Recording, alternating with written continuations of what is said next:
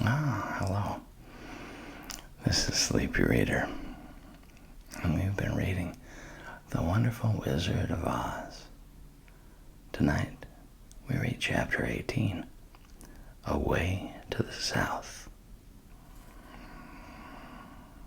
Dorothy wept bitterly at the passing of her hope to get home to Kansas again. But when she thought it all over, she was glad she had not gone up in a balloon. And she also felt sorry at losing Oz, and so did her companions. The Tin Woodman came to her and said, "Truly, I should be ungrateful if I failed to mourn for the man who gave me my lovely heart. I should like to cry a little because Oz is gone. If you will kindly wipe away my tears, so that I shall not rust." "With pleasure," she answered, and brought a towel at once. Then the Tin Woodman wept for several minutes, and she watched the tears carefully and wiped them away with the towel. When he had finished, he thanked her kindly and oiled himself thoroughly with his jeweled oil can to guard against mishap. The Scarecrow was now the ruler of the Emerald City, and although he was not a wizard, the people were proud of him. For, they said, there is not another city in all the world that is ruled by a stuffed man. And so far as they knew, they were quite right. The morning after the balloon had gone up with Oz, the four travelers met in the throne room and talked matters over. The Scarecrow sat in the big throne, and the others stood respectfully before him. "We are not so unlucky," said the new ruler, "for this palace and the Emerald City belong to us, and we can do just as we please. When I remember that a short time ago I was up on a pole in a farmer's cornfield, and that I am now the ruler of this beautiful city, I am quite satisfied with my lot." "I also," said the Tin Woodman, "am well pleased with my new heart, and really, that was the only thing I wished in all the world. For my part, I am content in knowing I am as brave as any beast that ever lived, if not braver," said the Lion modestly.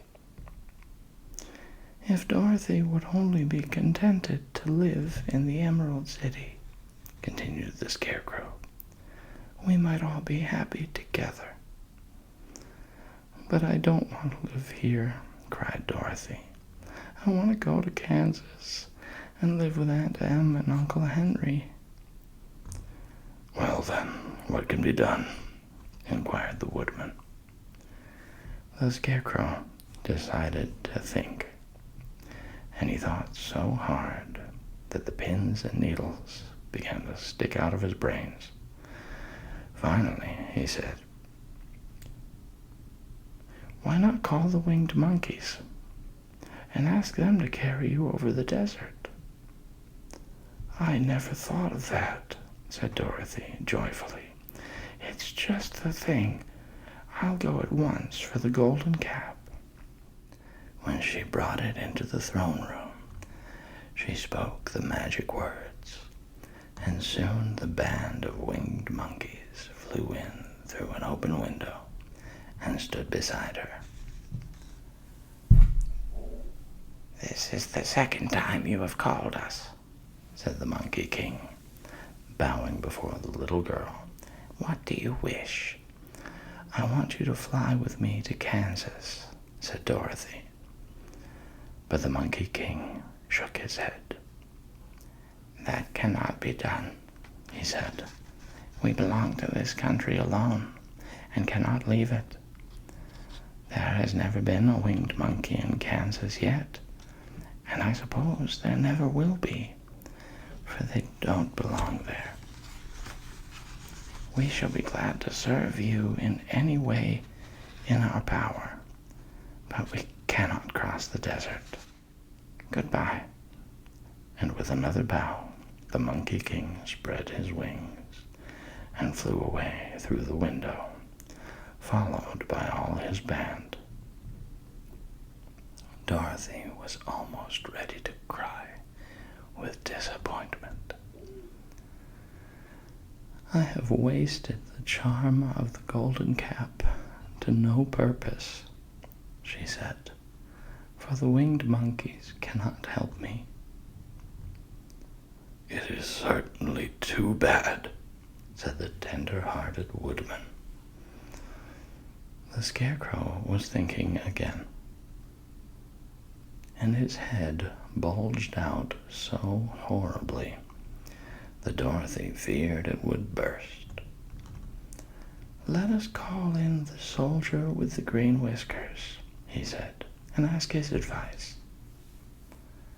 So the soldier was summoned and entered the throne room timidly, for while Oz was alive, he never was allowed to come further than the door. "This little girl," said the Scarecrow to the soldier, "wishes to cross the desert. How can she do so?" "I cannot tell," answered the soldier, "for nobody has ever crossed the desert unless it is Oz himself." "Is there no one who can help me?" asked Dorothy earnestly. "Glinda might," he suggested. "Who is Glinda?" inquired the Scarecrow. "The Witch of the South. She is the most powerful of all the witches and rules over the Quadlings. Besides, her castle stands on the edge of the desert, so she may know a way to cross it." "Glinda is a good witch, isn't she?" asked the child. "The Quadlings think she is good," said the soldier, "and she is kind to everyone. I have heard that Glinda is a beautiful woman who knows how to keep young in spite of the many years she has lived." "How can I get to her castle?" asked Dorothy. "The road is straight to the south," he answered, "but it is said to be full of dangers to travelers.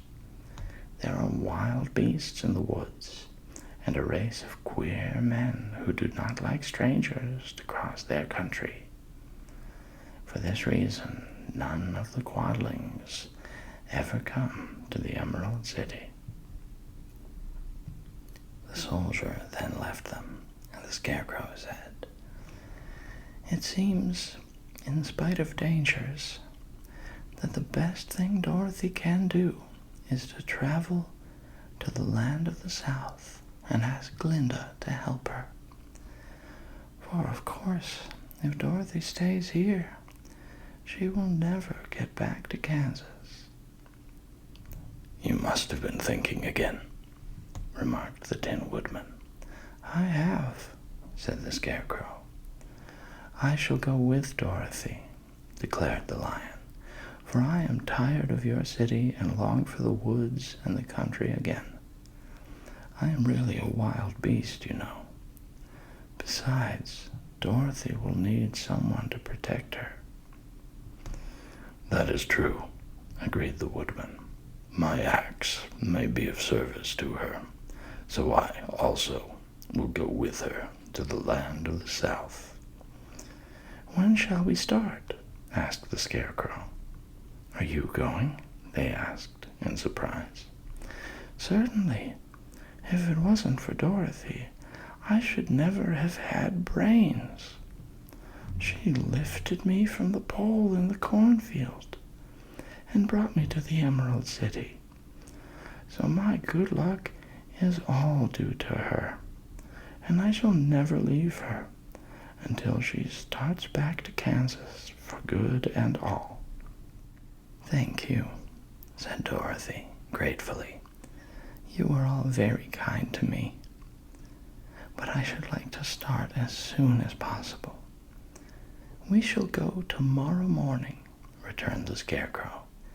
"So now let us all get ready, for it will be a long journey."